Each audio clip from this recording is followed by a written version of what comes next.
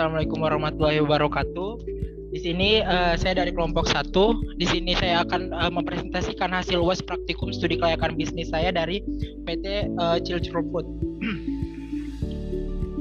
Yang terhormat Bapak dosen pengampu yaitu Bapak Dian Anwar. Yang terhormat ada asisten dosen yaitu Bang Nurdin. Sebelumnya perkenalkan, nama saya Yusril Mahendra Nasution, NIM 1901024008, kelas MLI 4B2, mata kuliah praktikum studi kelayakan bisnis. Daftar isi yang pertama, di sini saya akan membahas yang pertama ada pendahuluan, yang kedua ada PT Cilcro Food, yang ketiga ada desain produk, yang keempat ada legalitas usaha, yang kelima ada sasaran pasar, yang keenam ada hasil peramalan, yang ketujuh ada aspek teknis dan teknologi, yang kedelapan ada aspek manajemen sumber daya manusia, dan yang kesembilan ada aspek keuangan, yang kesepuluh ada aspek lingkungan industri, yang kesebelas ada analisis investasi, dan yang kedua belas ada kesimpulan. Yang pertama, pendahuluan. Bagi sebagian orang awam atau pebisnis, studi kelayakan bisnis mungkin terdengar asing. Padahal, studi kelayakan bisnis dalam menentukan keberhasilan atau suatu usaha karenanya ada baiknya jika pebisnis pemula memahami terlebih dahulu studi kelayakan bisnis. Kegiatan ini, studi kelayakan bisnis adalah suatu kegiatan yang dilakukan untuk menentukan apakah suatu bisnis kita keberhasilan atau tidak. Kegiatan ini meliputi identifikasi masalah, peluang, menentukan tujuan, menggambarkan bagaimana kita menilai berbagai manfaat yang dihasilkan dalam kaitannya dengan bisnis. Studi ini bisa digunakan untuk mengambil sebuah keputusan yang tepat bagi seorang pemula. Studi ini sangat penting dilakukan karena menghindarkan pebisnis dari kerugian. Yang pertama ada analisis riset pasar. Yang pertama ada produk. Dalam riset yang kami lakukan menawarkan produk yang sejenis dengan dua tipe atau bentuk, yaitu sebagai berikut. Yang pertama ada makanan ringan. Pada perusahaan yang akan kami bangun sesuai dengan latar belakang yang ada pada halaman pertama, kami menawarkan produk makanan ringan dan makanan berat. Di sini kami sudah melakukan survei dengan menggunakan Google Form dari 31 tanggapan. Jika kami membuat suatu usaha di bidang kuliner, apa yang akan Anda pilih? Dari 31 tanggapan, 77,4% memilih makanan ringan, sedangkan 20,6% memilih makanan berat. Kemungkinan kenapa para orang itu memilih makanan ringan? Kemungkinan karena makanan ringan tersebut mudah dibawa kemana-mana. Yang pertama ada jenis produk. Pada perusahaan yang akan kami bangun sesuai dengan latar belakang di halaman pertama, kami menawarkan produk bakso aci dan keripik beling. Menurut riset pasar yang sudah kami lakukan dengan memberikan perbandingan produk antara bakso aci dan keripik beling kepada masyarakat umum, memberikan hasil bahwa bakso aci lebih diminati dengan bukti diagram sebagai berikut. Yang kedua ada Our Company. Our Company, PT Cilcro Food adalah suatu perusahaan yang bergerak dalam bidang fast food. Untuk saat ini memberikan banyak pilihan varian rasa, yaitu barbecue, balado, sambal hijau, rendang, dan pedas. Untuk varian rasa pedas, kami menghadirkan beberapa tingkat level untuk kepedasannya. Di sini ada logo perusahaan kami, yaitu PT Cilcro Food Science 2021. Yang ketiga ada desain produk. Desain kemasan ini kami buat sendiri dengan ciri khas kami, yaitu Yusril dengan kacamata dan Hairul dengan rambut gondrongnya. Dipilih dengan model yang simpel dan praktis sehingga memudahkan selama dibawa kepergian. Yang selanjutnya ada legalitas usaha. Jenis legalitas usaha pada rencana bisnis kami adalah surat izin usaha perdagangan atau SUP. SUP merupakan surat izin yang dikeluarkan oleh pemerintah daerah kepada pengusaha untuk dapat melaksanakan usaha di bidang perdagangan. Oleh pemerintah daerah kepada pengusaha untuk dapat melaksanakan usaha di bidang perdagangan dan jasa. SUP ini dikeluarkan berdasarkan domisili badan usaha tersebut dan dapat berlaku di seluruh wilayah Indonesia. Dalam Peraturan Menteri Perdagangan Nomor 7 Tahun 2017 disebutkan bahwa SUP berlaku sepanjang badan usaha melaksanakan kegiatan usahanya. Dengan demikian dapat dikatakan bahwa pelaku usaha tidak perlu melakukan perpanjangan SUP dikarenakan tidak adanya jangka waktu berakhirnya izin usaha ini. Yang selanjutnya adalah sasaran pasar. Target pasar atau sasaran utama dalam usaha kami ini adalah seluruh kalangan, namun lebih spesifik. Namun agar lebih jelas, usia target pasar pada perusahaan kami ini adalah segala jenis kalangan, artinya baik anak-anak usia di atas 10 tahun, remaja, dewasa, hingga lanjut usia dapat mengkonsumsi produk dari perusahaan kami ini. Yang kedua adalah aspek profesi. Faktanya sasaran utama usaha kami adalah mereka yang telah berkeluarga atau bekerja sehingga dapat membeli produk ini. Namun ternyata tidak sedikit juga yang bahkan masih remaja menyisihkan uangnya untuk ini. Sehingga kesimpulan akhirnya adalah produk bakso aci yang kami keluarkan dapat digunakan oleh segala macam profesi. Yang ketiga ada berdasarkan hasil survei, mayoritas responden memilih online sebagai marketplace target dengan persentase sebesar 76,2%. Hasil ini membuktikan bahwa sekian banyak dari target atau konsumen bergelut di online shop untuk melakukan penjual belian, sehingga di sini target banyak ditemukan melalui kegiatan online. Yang keenam ada hasil peramalan. hasil peramalan perusahaan kami telah kami lakukan sebanyak dari bulan April sampai Maret. Untuk peramalan selanjutnya pada April 2021 kami menggunakan metode peramalan moving average dan exponential smoothing dengan demand yang sudah terlampir pada layar.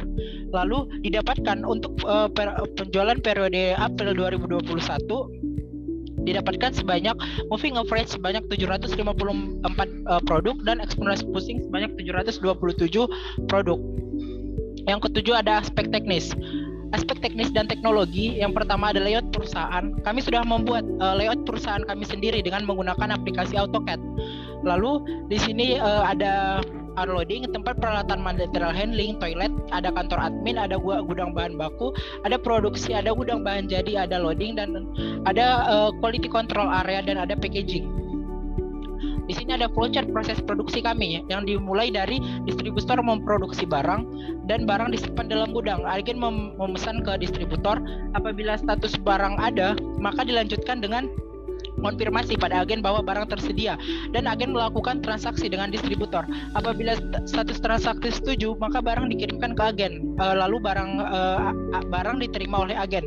Apabila status kondisi barang layak untuk dijual, barang akan dijual dan status penjualan barang dan barang yang dijual laku lalu selesai.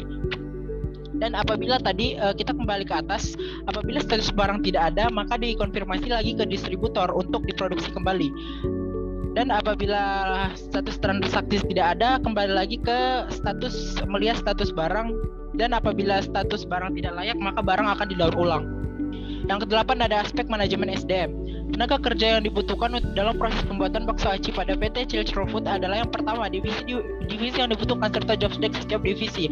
Divisi yang pertama ada bagian administrasi yang bertugas dalam proses pengadministrasian, dalam contohnya dari konsumen membuat agenda pada perusahaan, melakukan arsip data dan melakukan pencatatan pada setiap proses yang dilakukan oleh perusahaan dan merangkap sebagai HRD yang nantinya bertugas untuk merekrutmen tenaga kerja baru. Yang kedua ada driver atau supir yang bertugas dalam mengantar dan menjemput, baik itu menjemput bahan baku lalu mengantar pesanan kepada distributor, retail, dan konsumen. Yang ketiga ada bagian pencampuran bahan baku yang bertugas dalam mengelola bahan baku dari sampai bahan baku ke perusahaan, mengelola bahan baku menjadi barang setengah jadi. Yang kelima ada bagian pemotongan yang bertugas dalam mengelola bahan setengah jadi, yang mana nantinya mengelola bahan baku tersebut, membagi-baginya ke dalam beberapa bagian sehingga dihasilkan bahan jadi. Dan yang keenam ada bagian pengemasan yang bertugas untuk membuat kemasan semenarik mungkin agar nantinya dapat menarik perhatian konsumen dan mengemas barang jadi ke kemasan yang telah disediakan. Yang selanjutnya ada bagian loading barang yang bertugas untuk membuat barang yang akan dikirimkan kepada konsumen.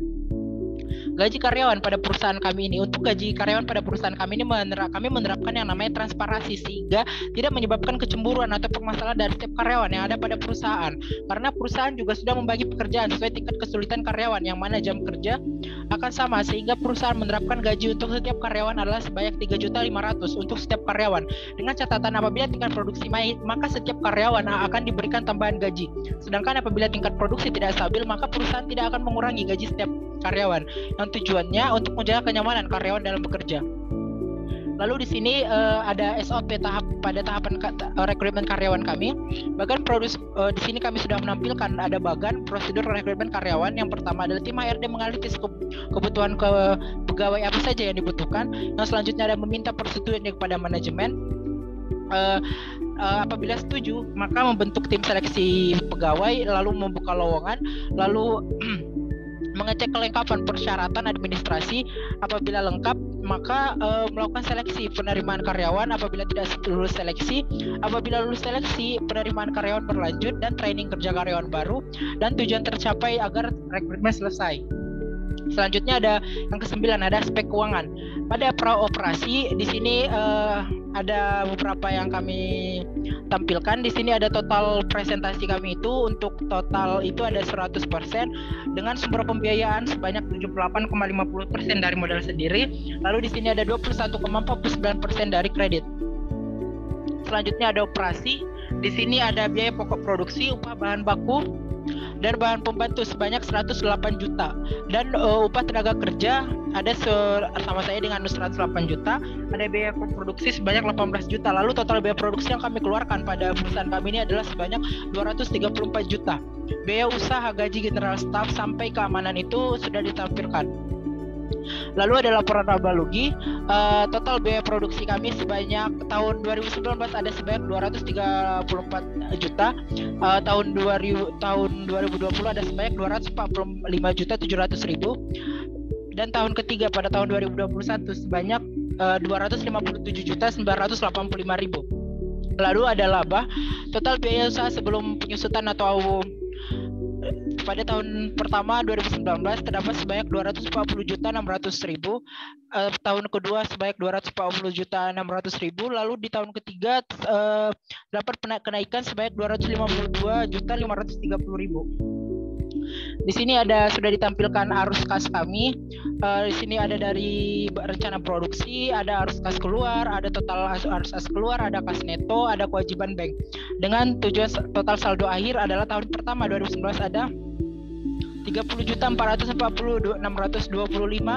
Ada tahun kedua pada tahun 2020 sebanyak 103.843.750. Tahun ketiga 2021 sampai tahun kelima 2023 sama saya dengan 231.571.250 rupiah.